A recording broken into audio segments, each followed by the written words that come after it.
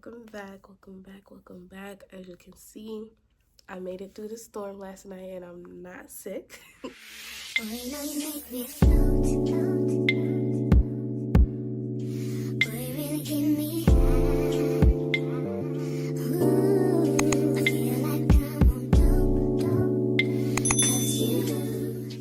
Hey guys, welcome back to my YouTube channel. It's your girl Bright, and we're back again with another video. And in today's video, we're going to be talking about the difference between Zakat and Sadaqah. If you don't know, Zakat is one of the 5 pillars of Islam. So these are our 5 pillars of Islam. So Zakat falls under those 5 pillars, which is why it's different from Sadaqah. Sadaqah is more like voluntary. That's the difference. So Sadaqah is more like voluntary, and Zakat is more like mandatory. So it's you must give it out, right? So we're just gonna break it down and give like we're gonna give a more deeper explanation so we can, solidify the difference between the two. Zakat, like I said, it's mandatory. It's one of the 5 pillars of Islam, meaning that if you qualify and you have the money, you must give it. You have no excuse. And zakat is like 2.5% of your savings. Like I was saying, zakat is more like a mandatory thing. On the other hand, we have sadaqah. Sadaqah is more like voluntary. You can give as little or as much as you want. Like there's no number. If you have $1 and you give it to someone, that is your sadaqah. So that's different. That's the difference between the two when it comes to now. We're going to talk about who receives it. God has a few rules to it. It has to go to a specific group of people, like poor people, the needy, and those who are in debt. If you want to know like the list of people that you can give to when it comes to your zakat, there's a whole list of the people that can actually receive it in Surah Al-Tawbah, verse 60. Remember when I said do your research? Go ahead, go do your research. And that's going to be my quiz for today as well on my Instagram, because I haven't been posted on there. I know they're just like, this girl gave us 1 week and just gave up. Hold on, y'all. I was fighting for my life, but I'm back. Sadaqah, aka charity, you can give it to anyone. You can give it to your family, your friends, your neighbor's dog, even a stranger on the street. Okay, there's no restriction when it comes to sadaqah. So sadaqah is charity. Zakat, on the other hand, is your obligatory, is one of your 5 pillars of Islam. So now we can talk about the purpose of the two. So zakat isn't just about helping others. It actually purifies your wealth. It's kind of like a reminder. Money is like a test for us, and giving it away basically protects us from greed. Charity, on the other hand, the purpose of it is all about like extra rewards. So a lot of good deeds. Prophet Muhammad ﷺ said that charity does not decrease your wealth. Every time you give, Allah gives you 10 times more. So it's like the blessing that you're giving, you're going to receive it back 10 times more than what you, And this is a good example because the other day we went to the mosque and my brother, AQ, he gave $10 donation to the mosque because there was like the slow machine, whatever. He gave a $10 donation to the mosque, and literally like a few minutes, maybe to like 30 minutes later, he got $20 back for no absolute reason. Okay, he gave $20 back. So not only did he get that $10 that he just gave away, but he got another $10. Now he up 20, So that's a good example of like the more you give, the more, however much you give, you're gonna get more 10 times back. So basically, to summarize it, zakat is an obligation for those who qualify. It has a little bit of rules to it, with specific rules to it, while charity is extra and open to everyone and anyone. Both ways are great ways to grow spiritually and help others. So whichever one you partake in, well, what you have to partake in, but if you partake in both, just know Allah is counting all of that, and he about to give you 10 times more. So never feel shy to give that stranger a $10 bill. It don't matter. Sadaqah is charity, while zakat is obligatory. It's an obligation for any person that fits under the category of qualifies. So yeah, guys, I hope that explains and breaks it down with y'all. I feel like in the last video I was kind of rushing and I didn't really get into it, but I was supposed to like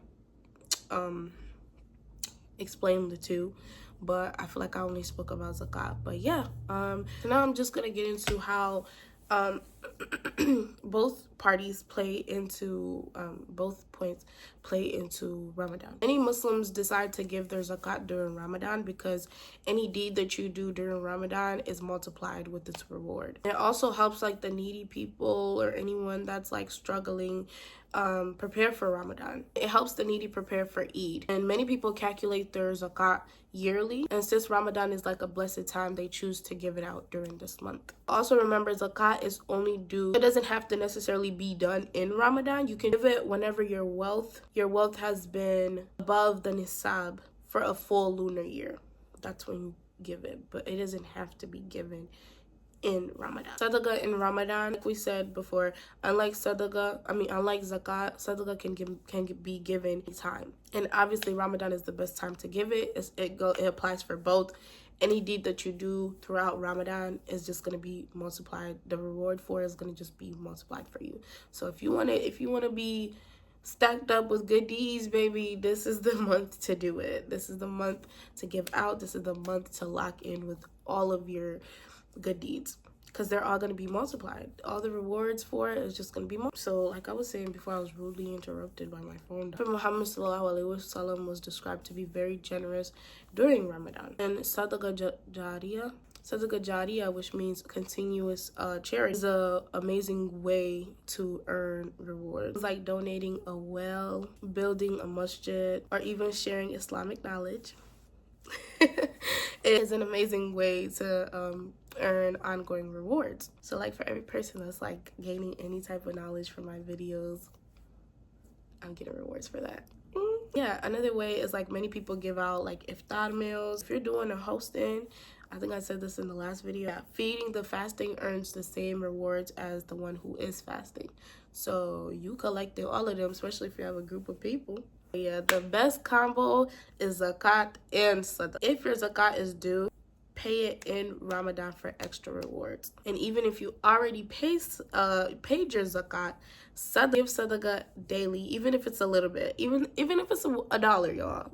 That's still gonna give you something. That's still gonna earn you some rewards. So yeah, always remember Ramadan is the best time to give. So take full advantage of this month, y'all. It's running by real fast, but like take full advantage of it. Every day counts. Yeah, if you don't know where to go, you could always go to your local mosque. They have donations that you can participate in, and that would be like an easier way for you to do it. I don't know how the whole zakat thing works, but I'm gonna get into that and educate myself a little bit, because I think I'm overdue, y'all. I ain't even gonna hold y'all, but yeah, thanks for watching my video. Thanks for tuning in, and hopefully this explains the difference between the two and how they relate and participate during Ramadan. Guys, editing Rahama here. I did my research a little bit. I was trying to figure out if I was really in depth when it came down to this this zakat, because I haven't been paying it. At least I don't think. I know I've been paying sadaqah, but I haven't been paying zakat. So basically, zakat is, so once it said once your expenses reach, or your savings reach the nisab amount for a whole full lunar year, basically that is the nisab. The nisab is the minimum amount of wealth a Muslim must possess before being obligated to pay zakat, and it is traditionally set at 87.48 grams of gold and 612.36 grams of silver. So that in cash, because I was like, what are y'all talking about? So I was like, what is the cash value of that? So the cash value of that as of March 11, 2025, that's today, right? Yeah. As of now is $8,037.64. That's in USD money. And then silver, 612.36 grams of silver in cash is $613.15. So definitely in debt, because if we're going with the silver, yeah, I done made no, I'm just kidding. That's not. I done made a bit of money, and I don't think I've been giving no zakat. So now I'm about to kind of touch up on what I'm supposed to do now. Actually, we about to find out together right now. And also, before I find that out with you, if you want to figure out like where you can pay your zakat and stuff like that, I'm gonna give you guys a list so you can directly pay to the needy. So any individuals who qualify, aka people that are poor, needy, or in debt, I wonder if it counts like if you just give 100% all of your zakat. Would that count? You can do it through Islamic organizations, local mosques, all of that. Obviously, that's always the place to go because they gonna get you right. And then online zakat platforms. So there are several websites or apps that you can follow. Don't just follow anything. Make sure it's legit. I don't want you sending your money to the wrong people, okay? I mean, obviously in your heart you know what you're doing, but people be scamming out here, and I don't need that happening to you. All right? We in the club, we all fam, and I'm looking out for y'all. I looked it up, and this is what it's saying. If you haven't been paying zakat because you didn't know you qualified, you can make sincere intention to start paying zakat from now on, moving forward. Obviously, the key is to repent past mistakes. Allah will forgive you for the unintentional neglect. And then it says calculate. Look back at your savings from the previous year and calculate them.